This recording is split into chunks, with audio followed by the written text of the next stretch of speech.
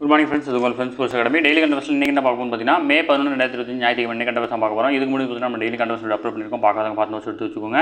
அது மட்டும் இல்லாமல் நம்ம சேனலை சப்ஸ்கிரைப் பண்ணுங்கள், சப்போர்ட் பண்ணுங்கள், முடிஞ்சளவு ஃப்ரெண்ட்ஸ் ஷேர் பண்ணுங்கள். நம்மளோட ஃப்ரெண்ட்ஸ் போலீஸ் அகாடமி அப்படின்ற டெலிகிராம் சேனல் ஜாயின் பண்ணிக்கோங்க. இம்பார்ட்டன்ட் அப்டேட்ஸ் உங்களுக்கு ஒன்று கிடைக்கும். அது மட்டும் இல்லாமல் நம்மளுடைய பயிற்சி மையம் சார்பில் வந்து பார்த்தீங்கன்னா 2ஆம் நிலை காவல் தேர்வுக்காக டெஸ்ட் பேஜ் வந்து தொடங்கியிருக்கும். இதில் விருப்பமுள்ள மாணவர்கள் தாராளமாக நினைச்சிக்கலாம். இல்லை மொத்தம் உங்களுக்கு 60க்கும் மேற்பட்ட தேர்வுகளும் 1000க்கும் மேற்பட்ட வினாக்களும் கிடைக்கும்.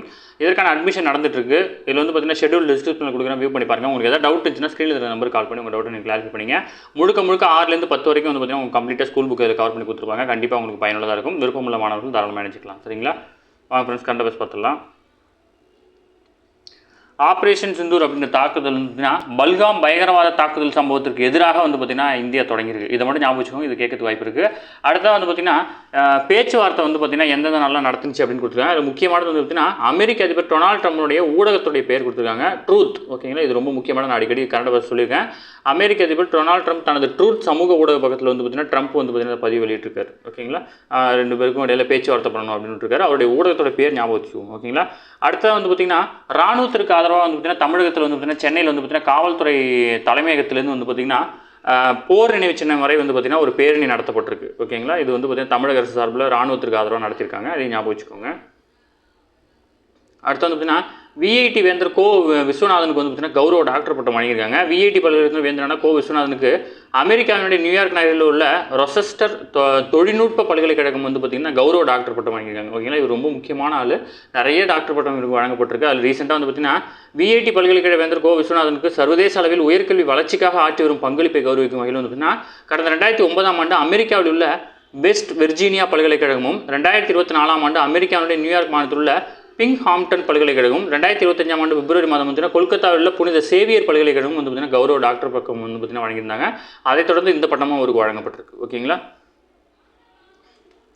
அடுத்தது ஐபிஎல் போட்டியில் வந்து பார்த்தீங்கன்னா சென்னை சேப்பாக்கம் கிரிக்கெட் மைதானத்தில் சென்னை சிங்கம் அப்படின்ற பேரில் பாதுகாப்பு ஏற்பாடு செய்யப்பட்டுச்சு. ஓகேங்களா? இதையொட்டி மைதானம் முழுவதும் சுற்றியுள்ள 63 கேமராக்கள் வந்து பார்த்தீங்கன்னா ஏஐ கேமரா வந்து பொருத்திருந்தாங்க.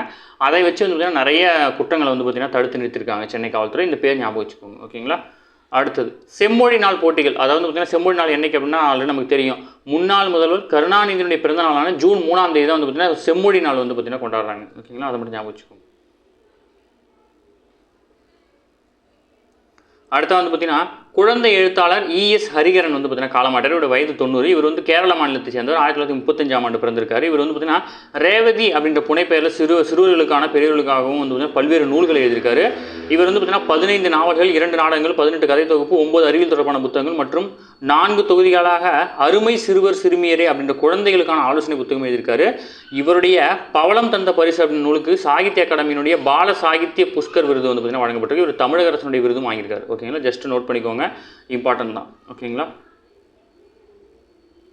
அடுத்தது வந்து 3, 5, 8ஆம் வகுப்புகளில் கற்றல் அடைவுத்திறன் வந்து பார்த்தீங்கன்னா தேசிய சராசரி விதை வந்து பார்த்தீங்கன்னா அதிகமாக இருக்கிறதா வந்து பார்த்தீங்கன்னா முதல்வர்கள் தெரிவிச்சிருக்காரு.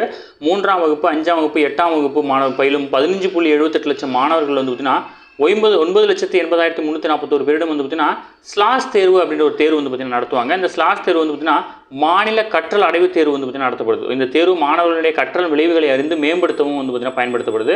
அந்த வகையில் இந்த தேர்வு வந்து பார்த்தீங்கன்னா கற்றல் அடைவு தேர்வு 2025 அப்படின்ற தொகுப்பு வந்து பார்த்தீங்கன்னா முதல்வர்கள் வந்து பார்த்தீங்கன்னா வெளியிட்டிருந்தார். ஓகேங்களா? அதன் அடிப்படையில் வந்து பார்த்தீங்கன்னா கன்னியாகுமரி மாவட்டம் வந்து பார்த்தீங்கன்னா முதலிடத்தில் இருக்குது. ஓகேங்களா? இந்த ஸ்லாஸ் தேர்வு அப்படின்னா என்னன்னா 3ஆம் வகுப்பு, 5ஆம் வகுப்பு, 8ஆம் மாணவர்களுக்கு கற்றல் திறன் எப்படின்னு தெரிஞ்சுக்கிறதுக்கான ஒரு தேர்வு. இதை மட்டும் ஞாபகம் வச்சுக்கோங்க, வேறு எதுவும் பெருசாக கேட்க மாட்டாங்க. சரிங்களா?